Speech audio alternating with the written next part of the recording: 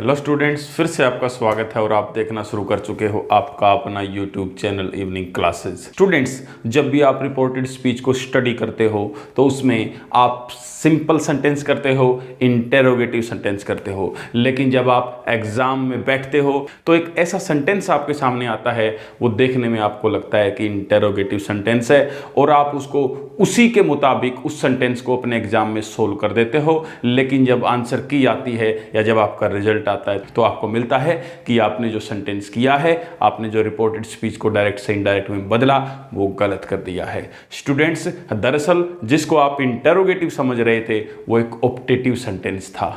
तो स्टूडेंट्स, आज हम इस ऑप्टेटिव सेंटेंस को बड़े अच्छे तरीके से कर लेंगे और उसके बाद जब भी आपके एग्जाम में ऑप्टेटिव सेंटेंस का, रिपोर्टेड स्पीच का इस प्रकार का कोई क्वेश्चन आएगा, वो क्वेश्चन आपका कभी गलत नहीं होगा। तो इस वीडियो को आखिर तक देखिए और जान लीजिए कि ऑप्टेटिव सेंटेंस होता क्या है और इसको डायरेक्ट से इनडायरेक्ट में आप कैसे बदलते हैं। तो चलिए हम शुरू करते हैं। स्टूडेंट्स, सबसे पहले यह जानना जरूरी है कि ऑप्टेटिव सेंटेंस होता क्या है। जब भी उम्रदराज लोग आपको आशीर्वाद देते हैं, आपको बोलते हैं कि आप लंबी उम्र जियो, आप सुखी जीवन व्यतीत करो, आप अपने जीवन में कामयाब हो, तो वो सारे जो सेंटेंस होते हैं स्टूडेंट्स, वो सारे ऑप्टेटिव सेंटेंस होते हैं। उनमें आप कोई इच्छा करते हो, कोई प्रार्थना करते हो भगवान से कि ऐसा हो जाए। और स्टूडेंट्स, जब हम उनको अंग्रेजी में लिखते हैं तो उनको अंग्रेजी में लिखने का स्ट्रक्चर क्या होता है, हम आमतौर पर ऐसे वाक्यों को मे से शुरू करते हैं। हालांकि कुछ ऐसे वाक्य भी होते हैं कि जिनको मे से हम शुरू नहीं करते हैं, उनमें मे नहीं होता, लेकिन मे वहां पर हिडन होता है। तो देखिए, मैंने बोर्ड पर वो सेंटेंस लिखे हैं कि जिन्हें आप ऑप्टेटिव सेंटेंस बोलते हो। मैंने लिखा है, एक बार हम इनको रीड कर लेते हैं। मैंने लिखा है, ही सेड टू मी, उसने मुझे कहा, मे यू लिव लॉन्ग, भगवान करे तुम, या मेरी इच्छा है कि तुम लंबी उम्र जियो। स्टूडेंट्स, जब आप दूसरा सेंटेंस देखते हो, दे सेड, उन्होंने कहा, मे her soul rest in peace, कि उसकी आत्मा को अच्छी जगह मिले, स्वर्ग मिले। स्टूडेंट्स, जो तीसरा सेंटेंस है, they said long live the president, उनकी ये इच्छा है, उन्होंने कहा लॉन्ग लिव द प्रेसिडेंट, कि प्रेसिडेंट लंबी उम्र जिए। स्टूडेंट, जो फोर्थ सेंटेंस है, she said may you succeed your son, उसने कहा कि मेरे बेटे तुम जीवन में सफल हो। तो स्टूडेंट्स, जब इस प्रकार के सेंटेंस आपके सामने आते हैं, इन्हें हम ऑप्टेटिव सेंटेंस कहते हैं। स्टूडेंट्स, ऑप्टेटिव सेंटेंस के बारे में मैंने आपको बताया कि वो मे से शुरू होगा, या मे उसमें नहीं होगा तो हिडन होगा। कोई न कोई इच्छा उसमें की गई होगी, कोई प्रार्थना की गई होगी भगवान से, कोई आशीर्वाद दिया गया होगा, ये होगा। उसके बाद स्टूडेंट, जो उसकी दूसरी पहचान है, उसके आखिर में एक्सक्लेमेटरी साइन होगा, ये आप याद रखेंगे। तो जब भी इस प्रकार का सेंटेंस आपके सामने आता है, उसको बदलने की विधि हम यहां सीख लेते हैं। देखिए, आपको एग्जाम में सेड मिलेगा या सेड टू मिलेगा, या आपको से मिलेगा या सेज मिलेगा। रिपोर्टिंग वर्ब में ये चीजें मिलती हैं और आपने ये देख लिया है कि इन कोमा इन्वर्टेड कोमास के अंदर रिपोर्टेड स्पीच के भीतर का जो वाक्य है, that is an optative sentence. तो उसको आपने बदलने के लिए क्या करना है स्टूडेंट्स, जब भी सेड या सेड टू आएगा तो आप उसको विश्ड या प्रेड में बदलोगे। यदि से या सेज है तो आप उसको विश या विशेज, यदि से है तो विश और सेज है तो विशेज, या फिर से है तो प्रे और सेज है तो प्रेज में बदल दोगे।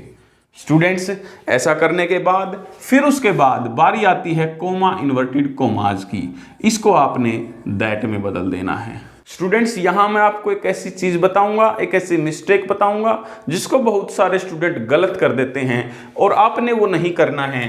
वो क्या है, जब भी विश्ड या प्रेड आएगा, या विशेज प्रे या प्रेज आएगा, तो उसके बाद स्टूडेंट ऑब्जेक्ट नहीं होगा।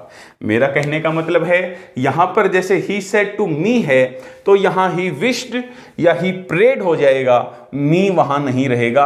ये बात याद रखनी है। उसके बाद स्टूडेंट्स, जब आपने कोमा इन्वर्टेड कोमास को दैट में बदल दिया है, उसके बाद वाला जो वाक्य है, उसके बाद वाला जो हिस्सा है रिपोर्टेड स्पीच का, उसका मैंने आपको बताया हुआ है कि उसमें आपने 3 चीजें बदलनी हैं। प्रोनाउन बदलना है, वर्ब बदलनी है, और कुछ वर्ड्स हैं जो हमेशा आपने बदलने। इन 3 चीज़ों को ध्यान में रखते हुए आपने इस सेंटेंस को सिंपल बना देना है, क्योंकि यहाँ ये एक ऑप्टेटिव सेंटेंस है। आप इसको सिंपल सेंटेंस बना दोगे और आपका ये जो एक्सक्लेमेटरी साइन है इसको आप फुल स्टॉप में बदल दोगे। स्टूडेंट्स, यदि आप नरेशन के टॉपिक को, रिपोर्टेड स्पीच के टॉपिक को बिल्कुल शुरू से करना चाहते हैं और जो लेक्चर आपने मिस कर दिए हैं, जो इस टॉपिक का जो बेसिस है, यदि उसको आप सीखना चाहते हैं तो ऊपर आई बटन पर एक सजेशन आपको मिल रही होगी वीडियो को, वहां क्लिक करके आप वो वीडियो लेक्चर प्राप्त कर सकते हैं। तो चलिए आज हम सीखते हैं कि इनको हमने कैसे बदलना है। स्टूडेंट्स, मैंने आपको बताया कि आपने सेड टू को विश्ड या प्रेड में बदल देना है, इसको आपने विश्ड में बदल दिया है। फिर मैंने आपको बताया अभी कि आप ऑब्जेक्ट यहाँ नहीं कैरी करोगे, ऑब्जेक्ट आपने नहीं रखना है, कोमा इन्वर्टेड कोमा की जगह आपने दैट लगा दिया है। उसके बाद स्टूडेंट्स मैंने आपको बताया कि ये जो वाक्य है इसमें आपने उन्हीं 3 चीज़ों को बदलते हुए, कौन कौन सी 3 चीज़ें, एक आप प्रोनाउन बदलोगे, वर्ब बदलोगे और कुछ वर्ड जो मैंने आपको कराए आप उनको बदलोगे। स्टूडेंट्स, यदि आप इन सब के बारे में जानना चाहते हैं कि ये चीज़ें क्या आपने कैसे बदलनी हैं, तो आप हमारे डिस्क्रिप्शन में जाकर वहाँ आपको ये लिंक मिलेगा हमारी नरेशन की पुरानी वीडियोज़ का, उनको आप देख सकते हैं, या ऊपर आई बटन पर भी आपको एक सजेशन मिल रही होगी, उसको भी आप क्लिक करके उन वीडियोज़ को देख सकते हैं।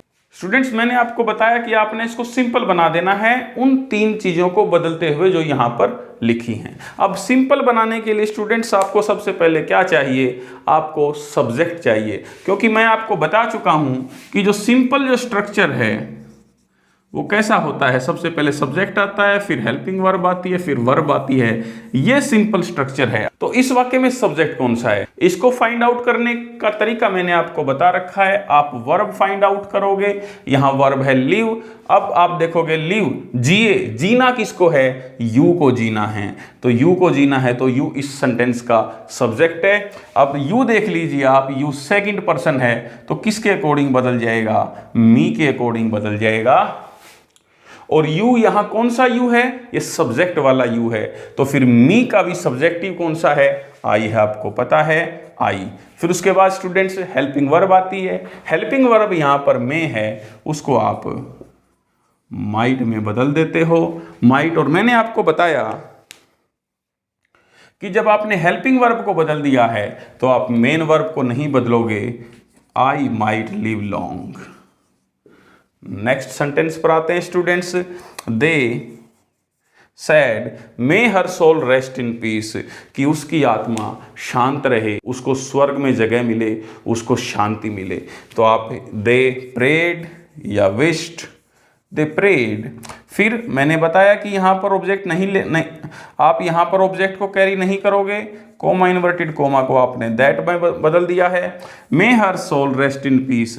अब यहाँ पर वर्ब क्या है, वर्ब रेस्ट है, और रेस्ट कौन करेगा, हर सोल, ये उसका सब्जेक्ट है। तो हर सोल, हर कौन सा प्रोनाउन है, हर थर्ड पर्सन है, वो नहीं बदलेगा, हर सोल। और मे बदल जाएगा स्टूडेंट्स माइट में, रेस्ट, रेस्ट नहीं बदलेगा क्योंकि मे का माइट कर दिया है, तो वर्ब नहीं बदलेगी, इन पीस। उसके बाद स्टूडेंट्स थर्ड सेंटेंस पर आ जाइए, they said long live the president. अब स्टूडेंट्स यहाँ आप देख पा रहे हो, आपको मे नहीं दिख रहा है, लेकिन यहाँ में छुपा हुआ है। Long live the president, president लंबी उम्र जिए, ये प्रार्थना है, विश है।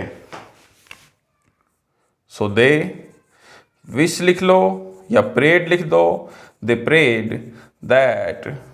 स्टूडेंट्स, मैंने आपको बताया कि यहाँ पर मे छिपा हुआ है, तो उस मे को आप याद रखोगे कि वो मे यहाँ पर है लेकिन छुपा हुआ है, और इसको आप फिर सिंपल में बनाओगे, long live the president. Verb यहाँ पर लिव है, कौन जिएगा, द प्रेजिडेंट, वो सब्जेक्ट रहेगा, द प्रेजिडेंट। अब मे छुपा हुआ है तो हमने यहाँ उसको लेके आना है, मे का माइट हो जाएगा, और हेल्पिंग वर्ब बदल दी है तो वर्ब नहीं बदलेगी, लिव लॉन्ग। अब फोर्थ सेंटेंस में आ जाइए, सी सैड मे यू सक्सीड माई सन, कि मेरे बेटे तुम लंबी उम्र जियो। सी विश्ड या प्रेड, फिर उसके बाद स्टूडेंट दैट लगाना है। अब ये आपको क्लियर हो ही गया है कि विश्ड या प्रेड के बाद रिपोर्टिंग वर्ब में कोई ऑब्जेक्ट नहीं लगेगा।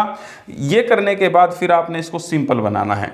अब सिंपल बनाओगे तो स्टूडेंट्स आपको क्या चाहिए, आपको सब्जेक्ट चाहिएगा। सब्जेक्ट क्या है, यू, कि मे यू सक्सीड माई सन, कि मेरे बेटे तुम सफलता प्राप्त करो। तो सब्जेक्ट क्या है, यू, लेकिन यू आया किसके लिए है, माई सन के लिए आया है। तो माई सन इस सेंटेंस का सब्जेक्ट है, तो उसको लिख दीजिए माई सन। अब माई कौन सा प्रोनाउन है, माई फर्स्ट पर्सन है, वो शी के अनुसार बदल जाएगा। माई पजेसिव एडजेक्टिव है, तो पजेसिव एडजेक्टिव सी का कौन सा है, हर, हर सन माइट सक्सीड। तो स्टूडेंट्स ये जो हमने टॉपिक किया ऑप्टेटिव सेंटेंस का, अब ये जब भी आपके एग्जाम में आएगा आप इसको गलत नहीं करोगे। तो स्टूडेंट्स आई होप ये लेक्चर आपको अच्छा लगा होगा। हम फिर किसी और लेक्चर के साथ आपके सामने फिर हाजिर होंगे।